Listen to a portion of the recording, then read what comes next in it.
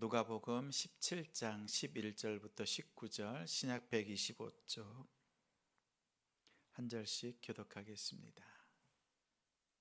예수께서 예루살렘으로 가실 때에 사마리아와 갈릴리 사이로 지나가시다가 한 마을에 들어가시니 나병 환자 10명이 예수를 만나 멀리 서서 소리를 높여 이르되 예수 선생님이여 우리를 불쌍히 여기소서 하거늘 보시고 이르시되 가서 제사장들에게 너희 몸을 보이라 하셨더니 그들이 가다가 깨끗함을 받은지라. 그 중에 한 사람이 자기가 나은 것을 보고 큰 소리로 하나님께 영광을 돌리며 돌아와 예수의 발 아래에 엎드리어 감사하니 그는 사마리아 사람이라. 예수께서 대답하여 이르시되 10사람이 다 깨끗함을 받지 아니하였느냐 그 9은 어디 있느냐. 이 이방인 외에는 하나님께 영광을 돌리러 돌아온 자가 없느냐 하시고. 같이 읽습니다. 그에게 이르시되 일어나 가라 내 믿음이 너를 구원하였느니라 하시더라. 아멘. 9은 어디 있느냐, 9은 어디 있느냐라는 제목으로 말씀 전합니다. 한 주간 믿음으로 살아낸 우리 성도들 주님의 이름으로 사랑하고 축복합니다. 우리 옆에 있는 성도들 바라보면서 인사 나누겠습니다. 한 주간 승리했습니다. 잘하셨습니다. 우리의 연약함들이 있지만 기도 속에서 말씀을 통하여서 채워지고 또 힘을 얻고 하나님 앞에 더 크게 쓰임받는 우리 성도들 또 가정이 되기를 소망합니다. 오늘 말씀은 예수님을 통해서 나병 환자들이 변화된 삶, 치유된 그 사건에 대한 이야기입니다. 그 중에서도 나병 환자 중에서 한 사람, 그의 변화와 또 그가 하나님 앞에 예수님께 인정받았던 그의 삶을 돌아봅니다. 오늘 말씀해 보니까 믿음이라는 것이 참 중요하다라는 것이 드러나요. 근데 이 믿음에 있어서는 한 3가지 정도 단계로 살펴볼 수가 있습니다. 먼저 보니까 믿음이라는 것은 의지예요. 무엇인가 기댄다 이런 뜻이 아니라 나의 의지, 나의 뜻을 표방하는 거예요. 우리 13절 말씀 한 번 더 읽겠습니다. 소리를 높여 이르되 예수 선생님이여 우리를 불쌍히 여기소서 하거늘. 예수님께서 사마리아와 갈릴리 그 사이길을 지나가신 그때에 10명의 나병 환자를 만났습니다. 그럴 때 나병 환자들이 한 목소리로 예수님을 부릅니다. 나병 환자 하면 우리나라는 어디가 떠오르세요? 소록도, 그렇죠? 나병 환자들이 모여서 사는 그 섬이 있지요. 또 그곳에서 평생을 섬기는 귀한 섬기미들도 있습니다. 당시의 유대인들도 이렇게 나병에 걸리면 하나님께 저주받은 것으로 그렇게 여겼습니다. 그들만 따로 모여서 함께 살았습니다. 근데 그들이 예수님의 소식을 들었습니다. 예수님을 찾아온 거지요. 근데 예수님을 찾아왔지만 다른 사람들처럼 예수님께 가까이 갈 수 없었습니다. 자신들의 상황이 있는 거지요. 나병이 걸렸습니다. 사람들이 가까이 할 수도 없고 율법에서도 이렇게 따로 진영 바깥에서 지낼 수밖에 없도록 그렇게 여겼습니다. 사람들의 이목 또 율법에 따라서도 예수님께 가까이 할 수가 없었습니다. 그래서 그들은요, 오늘 말씀 보니까 멀리 서서 예수님께서 멀찍이 계신 그것을 바라보면서 소리를 높여서 질렀습니다. 소리를 높여서. 몸은 가까이 할 수 없지만 자신들의 마음은 예수님 가까이에, 예수님의 그 마음 속에 쏙 들어갈 정도로 큰 소리로 부르짖었습니다. 예수 선생님이여 우리를 불쌍히 여기소서. 하나님 앞에 기도할 때 우린 이 기도 문장 하나이면 족합니다.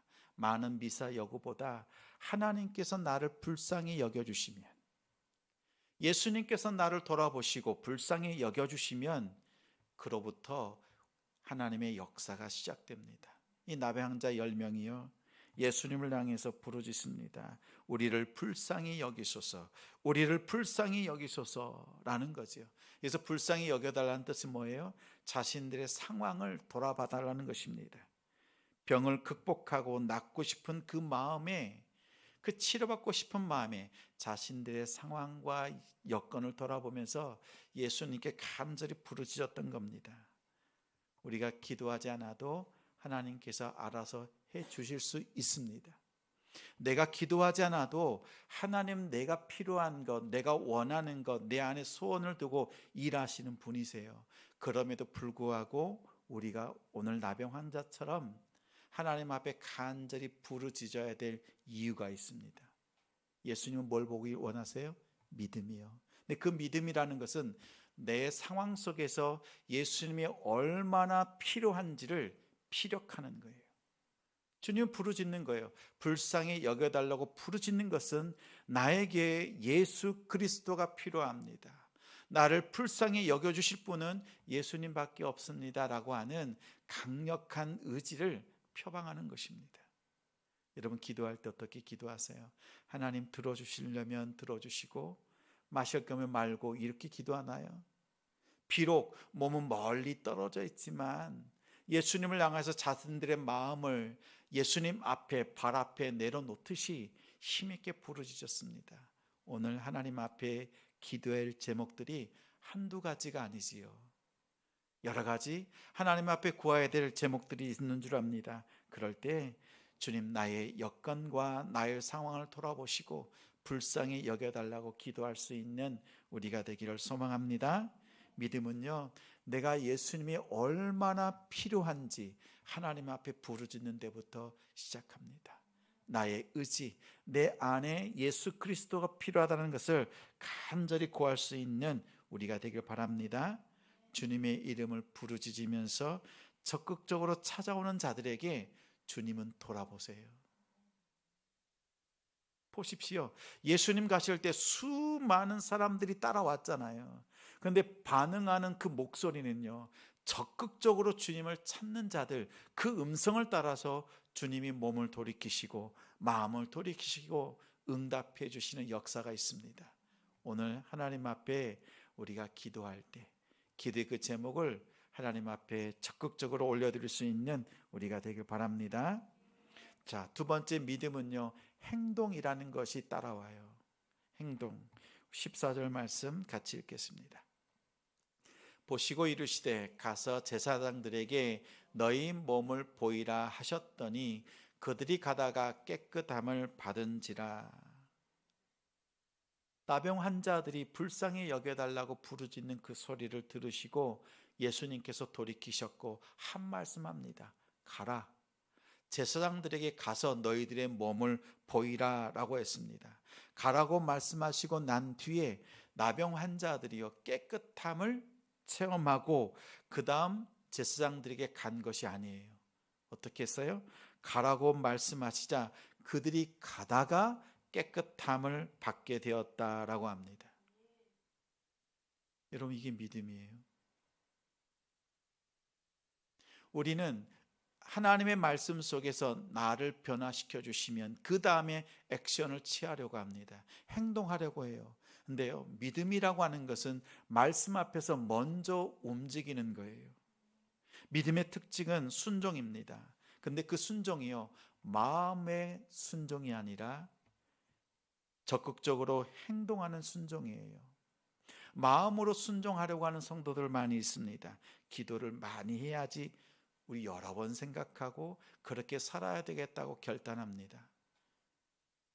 또 성경을 많이 읽어야지, 전도해야지, 하나님이 기뻐하신 일들을 해야지라고 마음으로는 감동하고 마음으로는 결단해요.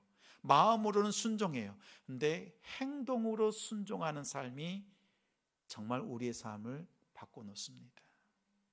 오늘 나병 환자들이 예수님께서 가라라고 할 때 한 사람도 빠지지 않고 10사람 다 그 말씀에 순종해서 갔습니다. 가다가 깨끗함을, 그 응답을 받은 거예요. 믿음이라고 하는 것은 이렇게 적극적으로 움직이는 행동에 앞서는 겁니다. 하나님께서 여호수아에게 말씀합니다. 제사장들이 언약궤를 메고 요단강을 건너라. 요단강을 쫙 벌려놓고 건너게 하신 것이 아니라 제사장들이 언약궤를 메고 첨벙첨벙 발을 딛고 들어갈 때 그때 갈라진 거예요. 하나님의 말씀 앞에서 우리가 먼저 적극적으로 행동할 때 하나님은 역사하시는 거예요. 자, 믿음은 행동하는 믿음이에요. 마음으로만 순종하는 것이 아니라 행동으로 순종하는 믿음으로 나아가기를 소망합니다. 왜냐하면 행동하는 그 믿음을 보시고 하나님께서 응답하시는 거예요. 우리가 이 순서를 잘 알고 하나님 앞에 믿음으로 살아내기를 바랍니다. 예수님은요, 이렇게 우리의 삶의 변화를 이끄시는 분이세요. 만약 우리가 하나님 앞에 간절히 부르짖고 또 부르짖었는데 아무런 응답이 없다라고 할 땐 뭘 돌아보시는 거예요? 내 삶 속에 마음으로만 적극적으로 순종하지 않았나? 결단으로만 그친 것이 있지는 않은가? 내 삶으로 정말 행동으로 적극적인 순종으로 내가 변화된 삶으로 나아갔던가? 가다가 깨끗함을 받았다라는 것이에요. 그것을 기억하면서 하나님 앞에 나아가길 바랍니다. 오늘 10사람 다 믿음으로 적극적으로 행동했습니다. 이 자리에 있는 우리 10사람 모두 다 하나님 앞에 그 믿음으로 나아가는 우리 성도가 됩시다. 세 번째는요, 우리가 이렇게 부르짖고 응답받고 나니까, 온전히 회복되고 나니까 끝난 줄 알았어요. 근데 믿음이라고 하는 것은 그 마침표가 있는데 감사예요. 감사. 오늘 말씀 15절 16절 같이 있습니다. 그 중에 한 사람이 자기가 낳은 것을 보고 큰 소리로 하나님께 영광을 돌리며 돌아와 예수의 발 앞에 엎드려 감사하니 그는 사마리아 사람이라. 일반적으로 제사장은요, 병이 생겼거나 이 사람이 병이 들었다, 나병이 들었다라고 하면 얼른 그 백성들의 진영에서 빼내야 돼요. 격리시켜야 되는 의무가 있습니다.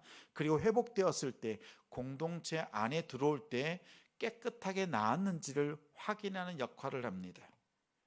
제사장은 병을 치유해 주는 능력이 없어요.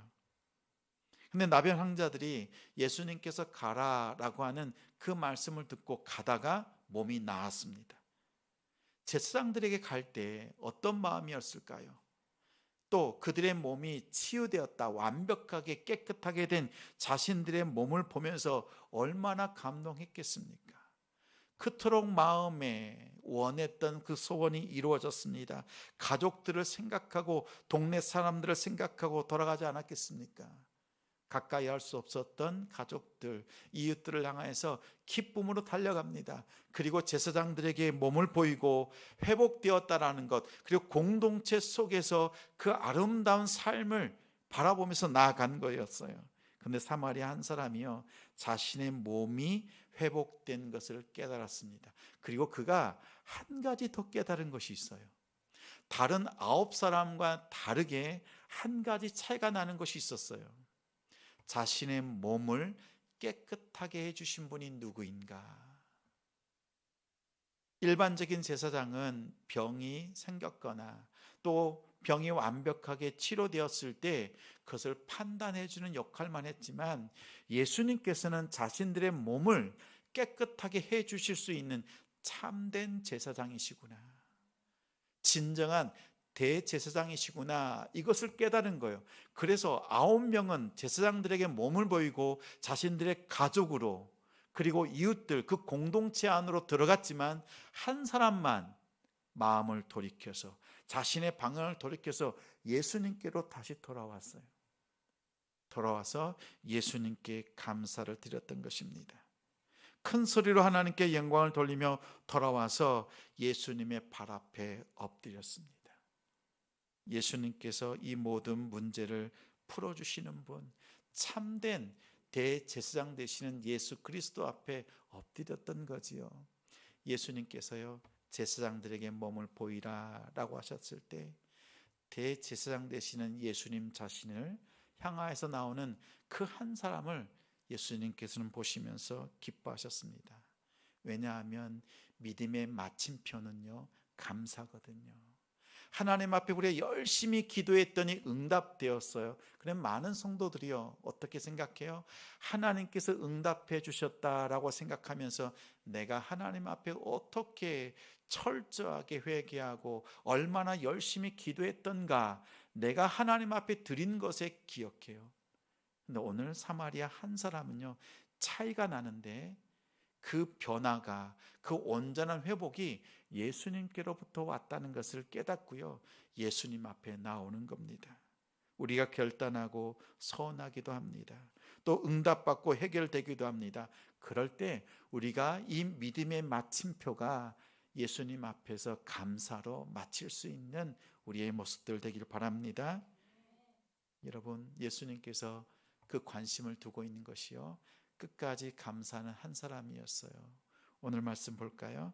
17절 말씀, 18절 같이 읽어요. 예수께서 대답하여 이르시되 10사람이 다 깨끗함을 받지 아니하였느냐? 그 9은 어디 있느냐? 이 이방인 외에는 하나님께 영광을 돌리러 돌아온 자가 없느냐 하시고, 예수님께서는 다 하셨어요. 자신의 말씀의 능력에, 그리고 적극적으로 행동으로 순종하는 그들에게 10명 모두 다 완벽하게 깨끗하게 되었다는 사실을 예수님은 알고 계셨습니다. 그리고 예수님께서 물으시는 거죠. 감사하는 자리로 돌아오지 않은 그 9은 어디 있느냐라고 물으셨어요. 예수님의 관심은요, 온전히 회복되는 것뿐만 아니라 감사의 자리로 나오는 한 사람을 주목해 보셨습니다. 그리고 그에게 말씀하시기를 내 믿음이 너를 구원하였느니라. 믿음의 마지막을 감사로 마침표를 찍을 수 있는 사람은요, 9사람과 달라요. 제사장들에게, 또 동네로, 또 가족들에게 돌아갔던 그 9사람은요, 몸의 구원은 받았잖아요.